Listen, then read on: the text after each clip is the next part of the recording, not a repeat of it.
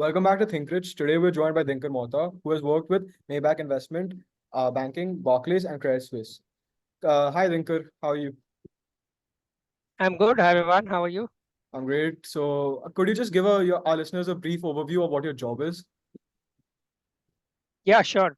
So I think before I give the listeners a brief overview of what my job is, I'll just tell a little bit of my journey. Yeah. So after my MBA from IIM Bangalore, I worked for a couple of years in India. I was in Barclays Investment Banking in Mumbai, and then I moved to Singapore. In Singapore, I was in Credit Suisse Yeah. for close to a year, and then I moved to Maybank in Singapore. And then recently, I am going to join Rothschild in Mumbai, which is again an investment boutique M&A firm. So I would say that over the past 6, 7 years, I've always been in the investment banking domain. Sec- Yeah. So investment banking is basically comprises of a lot of products. But at the end of the day, what we do is we help clients, and clients can be your corporates Yeah. or they can be your financial sponsors, which are like the private equity funds. All right. And what we help them do is that we help them raise money. So how do we help them raise money? Is that we basically go to them, try to understand their business, and then we pitch these businesses to investors. So that is what we do. And there are different products like M&A, IPO, fundraising. So this is what we do. All right. That's pretty amazing. Do you specialize in anything when you're working with these corporates, for example? Yeah. So in the Asia Pacific market, specialization at our level. So I'm currently a vice president, which is like close to 6 to 7 years of investment banking work experience. Specialization doesn't happen, but as you become a senior VP, you tend to specialize. And this is mainly because of the depth of the market. And this is what is different in Asia Pacific compared to US. For instance, in US, when you join as an analyst, you're tagged to a specific team. So you have got sectors. You have got sectors like healthcare, consumer, retail, energy. So you're tagged to a sector in US, but in Asia Pacific, it is generally sector agnostic, and then you start specializing. But over the past 2 years, I would say that I have done a lot of my deals in primarily two sectors. One is your TMT, which is technology, media, telecom, Yeah. and the second sector is healthcare. All right, that's pretty amazing. So, what led you to choose your current stream? Like you said, you went to IIM Bangalore, and after that, went into investment banking. So, what was like? What did you keep on mind while you were pursuing investment banking? Was there any inspiration Yes, behind your family, or did you? It was just something that appealed to you when you were a kid. yeah. So I would be very honest and transparent with you. The first thing is that investment banking is one of the few jobs in this complete entire spectrum of the job industry that requires immense amount of hard work, however smart you are.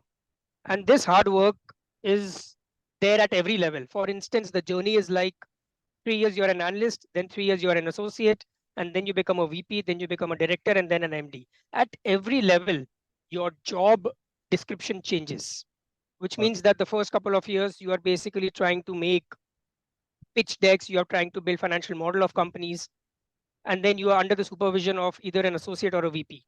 Then when you become an associate, you have an analyst working with you. And then when you become a VP, you try to start originating deals also. all right. And then as you become senior, you try to essentially get deals from clients. So Yeah. this is a very interesting sector, interesting job, because at every level the job change, the job description changes. And then secondly, it requires a tremendous amount of skill set, right from analytical skill set to essentially your personal skill set, when you have to build relationship with clients over a period of time. So it is challenging, it is demanding, and it is very well rewarded as well. So I think it's a combination of these three things, and this is what appealed to me when I went into the investment banking industry. And then essentially, as I moved ahead, the bosses I got, the recommendation, the appreciation I got from clients gave me the conviction that yes, I am in the right place. All right. You talked about more of talking to clients and like getting to know clients and getting close to them. So that is like a called a networking aspect almost. So do you think networking is very important in the banking industry, investment banking industry?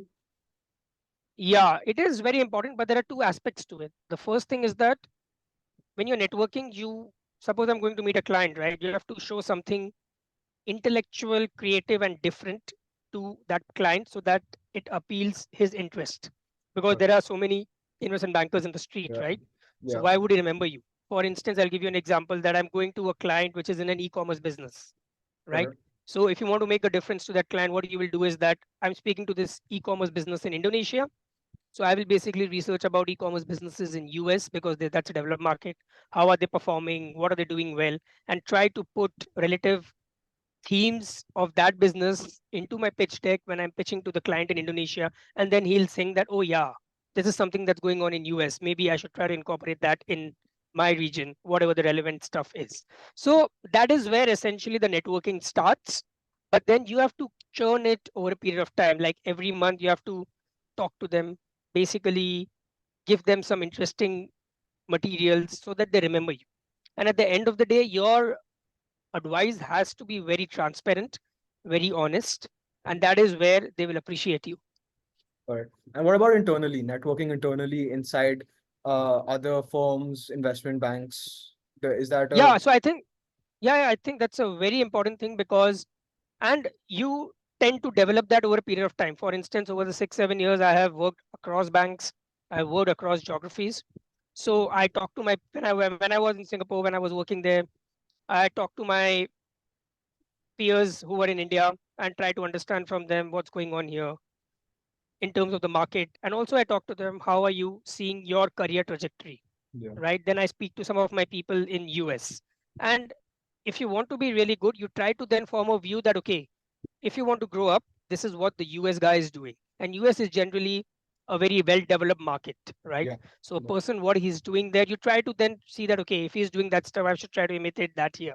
So I All think right. this is important. And then apart from that, internal networking with your bosses is very important. When Yeah. you get to know that, hey, there is an opening here in this specific team, I want to go there. It will be challenging, but you need to put your hands up there. A new deal has come up, then hey, you need to put your hands up that, hey, I want to be a part of this deal because I want to learn more.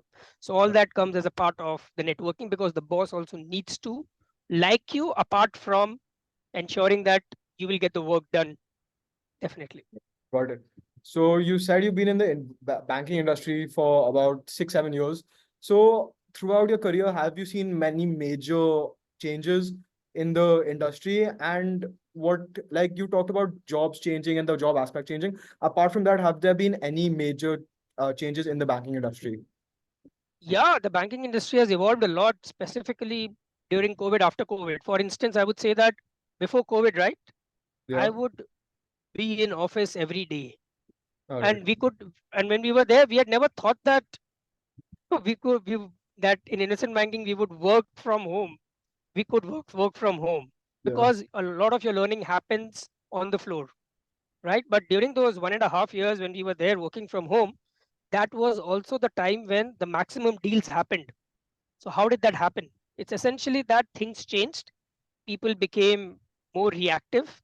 And at the same time, we also realized the importance of technology that's coming in. And over the past 6 months, with the advent of artificial intelligence, right, the type of materials or the information that you're preparing has gone notch up higher. The Yeah. reason being that the basic material which a junior has to research for 2 3 hours can be available in 30 minutes now. Yeah. So at the end of the day, now you need to go a notch higher to say that, hey, what do I do with that? So that is how things are changing in this part of the world globally. And then specifically in Asia, what I am seeing is that India is more or less becoming quite sophisticated now with more and more investments coming into India with more growth. So the sophistication that is required when you're talking to Indian clients has improved. And by sophistication, I mean that the amount of in-depth analysis that you need to perform for companies has gone a notch up higher when you're talking to clients and CEOs here. All right. So yeah, we you touched upon the AI topic, which was one of my follow-up questions in this field. Uh, you mentioned the positive about information being available in 30 minutes rather than 3 hours. But are there any negatives that you see that the usage of AI that are now investment bankers too reliant on AI to find out information? Is there not enough? Are you guys just completely reliant on technology instead of actually going and using whatever skill sets you've learned previously?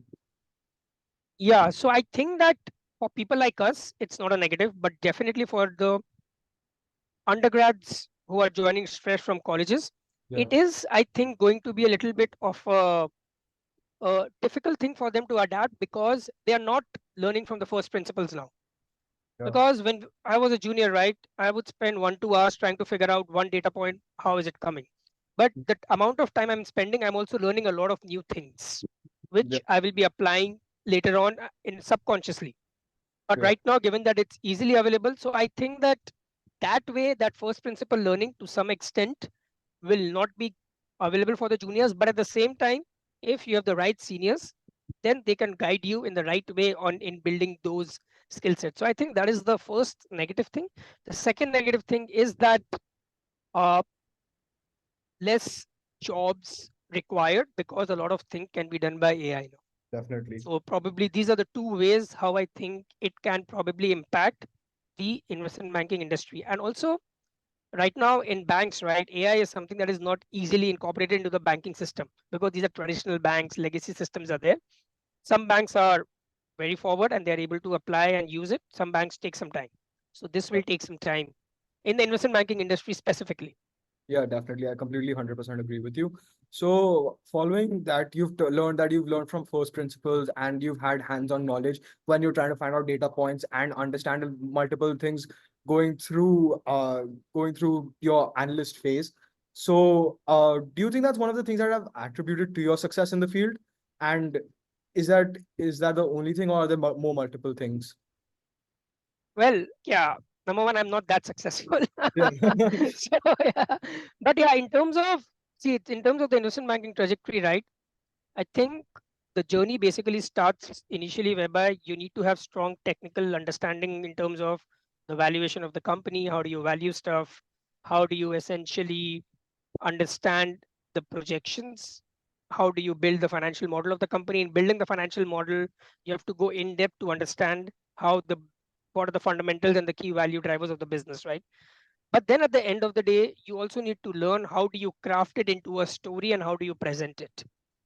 Fair So enough. it needs to be the right combination of both to be successful in this field. If you are very good in one but not good in the other, you will not be successful in this field. So, and this is just a journey that happens, and a lot of it you also tend to learn from the managers that you work with. And that is where I say that uh, in banking, more or less, is like where you are learning on the job on how your bosses speak, the type of things they speak on the like on the spot and all. That really is very important. All right, that's pretty impressive. I had the similar point of view. So now we've talked about some of your skills that you have in the investment banking. So what are some of the challenges that you faced it's a very competitive industry, investment banking. There are lots of job cuts, firing is very prominent in that industry. So what are some of the challenges that you have faced throughout your 6, 7 years in the industry, and how have you overcome it? Because you've been in Bombay, you've been in Singapore, you have moved around. You said that you have peers all in US, in India, in Asia. So learning from them, how have you overcome the challenges in the industry? Yeah. So I think at my level, which is like a VP level, the challenges that I face is different from someone at a different level. So Yeah. I'll be very specific about my level as of now. So when you are working in a deal, right? A deal is generally basically a team of 3 4 people. Okay. Like you have a managing director, and then you will have an analyst and an associate, and the VP is the mid person who is managing the whole timeline of the deal, who is responsible for execution of the deal. The deal can be M&A, IPO, right? So I think one of the challenge that I faced, and this is a little specific to me, is because when you're working in a deal, the team dynamics are very important, especially when you're working with the juniors. How do you gel well with them? And Right. there are cultural differences when I was working in India compared to when I was working in Singapore, right? Because Definitely. in Singapore, you're working with people from Singapore, Indonesia, Malaysia, Thailand, Philippines. And Yeah. in India, you just have this, you're just working with Indians, and they are generally more or less similar in their behavior, in their approach. But Yeah. here, you need to basically amend yourself, and develop country, the hustle, the resourcefulness, the hard work, the I would say the parameters of threshold are different in these two places. So you then try to overcome that by gelling well with the juniors, by the seniors. You try to understand what motivates them and try to use those as a spin when you're trying to get work done in a very jovial way. Because at the end of the day, when you're spending 12 to 14 hours a day, you want to ensure that the team is good. So Yeah. this is one key thing. And I think the second key challenge, as I told you earlier, is that you need to constantly be creative in this industry. For instance, and there could be that there is no limit to it. You just need to be quite open minded. For instance, when we are trying to pitch for a deal, right, we try to create, we have become creative specifically in tech sort of companies. When you're pitching to them, is that we create a video for them, for the company.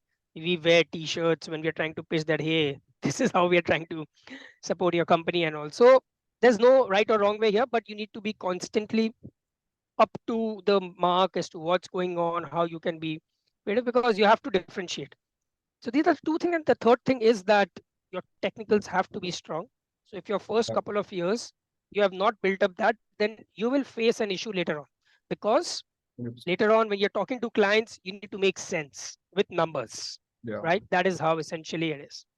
Yeah, so you talked about more on the VP level right now, but you've been an analyst and an associate as well. Yes. So you moved your way up the ranks. Could you give us like a couple of insight, a little bit of insight in the analyst and associate levels at some challenges they may face as well? Yeah. So I think at an analyst level, the biggest challenge is that you need to learn how to multitask. Because one day one VP will tell you, give me this. The other VP will tell you, give me this. And then you'll be like, hey, how do I do this in the right way, in the most efficient way? So you need to have a very efficient level of communication.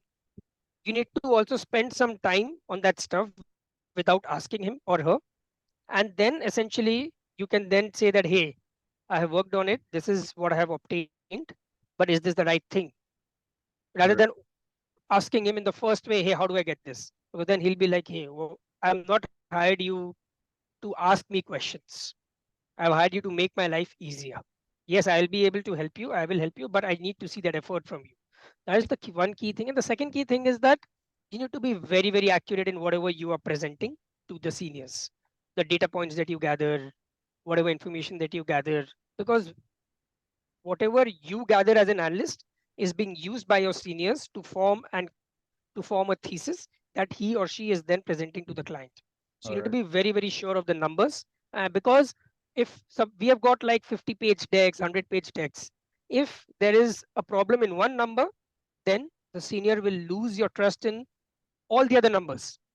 It's like that. Right? So you Yeah. need to be very, very cognizant of that. So I think as an analyst, this is what it is. As an associate, you need to have very strong financial modeling skills.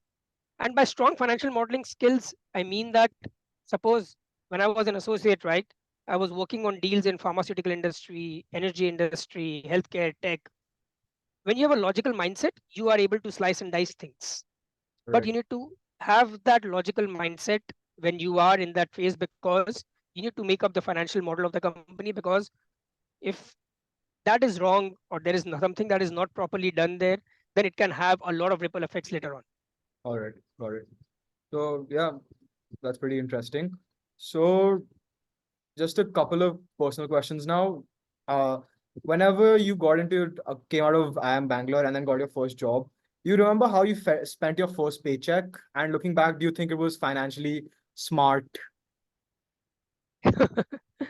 Well, I was so busy, I don't even remember how I spent my first paycheck. But yeah, essentially, so my youngest brother is a CA and he would handle all my finances. And he would tell me, Bhaiya, you spend here. But essentially, yeah, uh, with investment banking, I would say that financial freedom is something that you definitely get Yeah. compared to the other industries when I see my peers.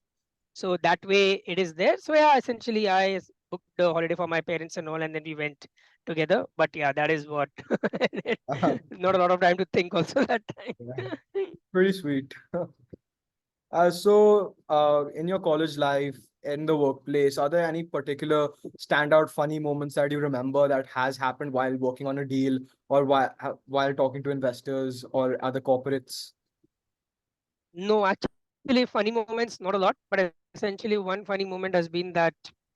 Uh, so generally in India, what happens is that the pitch decks that you provide, right? So I was doing a pitch deck with my junior, right? And then and we get comments late in the night, and then we have to turn that around. Say the meeting is tomorrow morning, we are still working like 12 or 1 in the night. And then what happens is that the books need to be binded. Yeah. So we have got a specific person who is able to bind, and then he sends it to the seniors. Yeah. So and the senior is like, okay, everything is fine. I've already given the comments.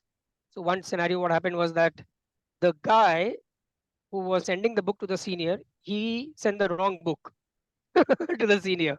And the senior generally don't open the book unless they reach the client because they've already seen everything. And then he's like, he was in the car and he was like, Tinkar, what is this? I said, what? Everything is done. And then he was like, no. And then we had to come up with something during that time and all to impress the client. So it's not like very funny, but the funny thing was, how do we pull that off that time? Yeah. It was an honest thing. Looking back, it would have been funny. In the moment, it would have been like, Yeah, exactly. yeah. So is there, and then moving on, is there any specific, like, particular moment in your career that you're very proud of? Like this car incident that in the car you said that this is the wrong book. Like, is there any moment that you're particularly proud of that you have pulled off in your career that looking back, you're like, you were impressed with yourself? No, as I told you, right? You become proud when you receive appreciation from the clients because at the end of the day, you are servicing them, right? Yeah. And not from your means. Okay, your bosses can say whatever they want, but at the end of the day, if the client says that, hey, Dinkar, I really like whatever you said, I want you on the deal if I'm going to work with you again.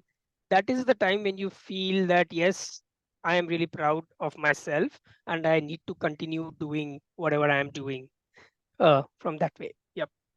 All right, that's thing. So my last question is that if somebody wants to enter the industry, somebody my age, what are some pieces of advice you would give to them? And are there any challenges you foresee that will occur in the future in the investment banking sector? Yeah. So I think from an investment banking aspect, right? Uh, One thing that is there is that you need to have good grades in your college. Yeah. And there is a reason for that. The reason is that, and this is a myth or a perception, you can call it whatever you want, but it's just that because, as I told you, it's a very hardworking industry for the next 10, 15 years, right? So that way, there is this sort of a correlation that if you have been hardworking in college, which means you have got a higher probability of getting good grades. So getting good grades is the baseline. It means there's like a threshold, like first upper or whatever that we used to call in college. And then secondly, you need to have a viewpoint in whatever you are doing, because at the end of the day, whatever you are speaking, whatever you are preparing, you have to essentially speak about that as well. And that can't come all of a sudden in 2 years or 3 years. You need to be a little outspoken in what you're saying. You need to form a story. The third thing, which falls in line with number one, is building up your technical skill set. But if you have taken the right courses, that should not be a problem. So I think these three things is, if you are able to build on them, then you will be able to be successful in this industry. Yeah. So to the second part of my question, in the future, do you see any like challenges into entering the industry that our generation, that my generation will face? No, I don't see AI, as I mentioned, could be a potential challenge, but at the end of the day, the industry that we work in, right, is a pretty dynamic industry Yeah. because companies will, or new companies will always come. These companies will grow. They will require fundraisings, $50 million, $100 million. Then once they grow, they will require listing. So this job, this industry will never die down. All right. It's just the automation that will make things efficient, and one has to keep up to speed to that. All right. Thank you. Thank you so much. Thank you for being on the podcast. Okay, thank you.